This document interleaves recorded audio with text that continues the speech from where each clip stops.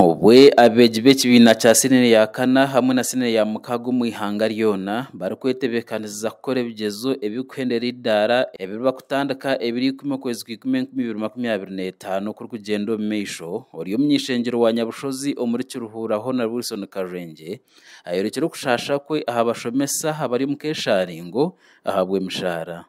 Nari omushomesa wena hari n'omuntu mukuru munonga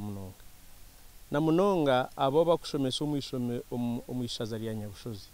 nimbasasira nimpurira obusasi bwabo abo kuba obwiro bwingi nibabumara hishomero bashomesa abana baitu konka bashashurwa omushahara gutari mwingi. Honorable Karwenge nagira ngu nobwo abashomesa bari kwetenga oburinganiza bashemerire kugumisiriza obu gavumenti erikutaho oburyo bwo kugaruka mu kushaba kwabo. So ninyenda ngo bamanye ngu omuri ekyo ndi nabo obusasi bwabo nimbumanya okukwatwaho nanye ninkwatwaho kandi nko mujwekero wabo mu parliament ninza kutaho oburyo bwona kureba ngu emishahara yabo nkwatanise na government ya NRM na president Yoweri Kaguta Museveni konka obututungire okuhamibwa ngu budget egeriyo nije 2026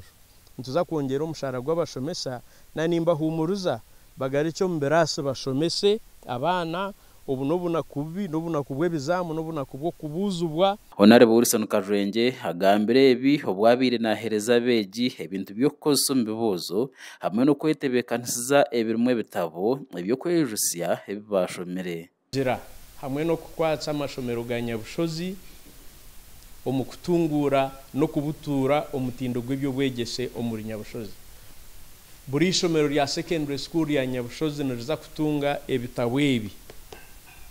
ebyo bitabo birumu ebizamu byona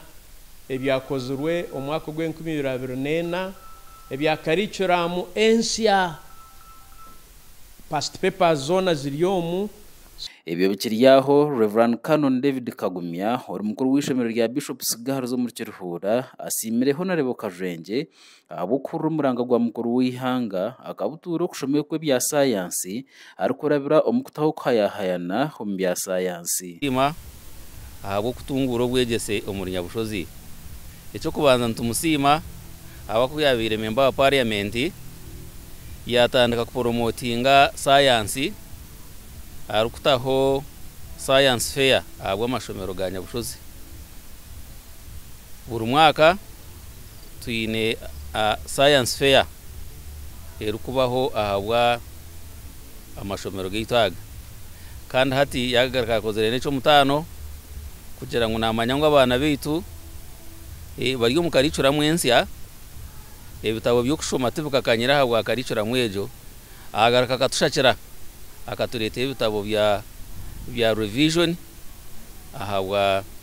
karicura mweji. Abashomesa nabo borekero kwetombuitwa abo kuferwa abana babojo abo ka government obwa hati amani egatira ha mwana wo mushiki turumuntu ferwa umwana wo musigazi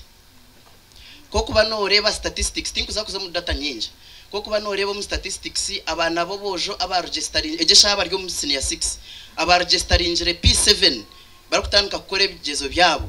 tubarukwingana n'abarumumba hendera abasine yakana emitwaro 3 registering senior 4 waje comparinga n'abahereze P7 omunku 2021 enambere yo musine yakana hati eyabojo nenamba ya hansi munonga. Abashomesa baza kusyo kwezi batari kubatamibina obari kufana government obutaringaniza mu mishahara gwabo.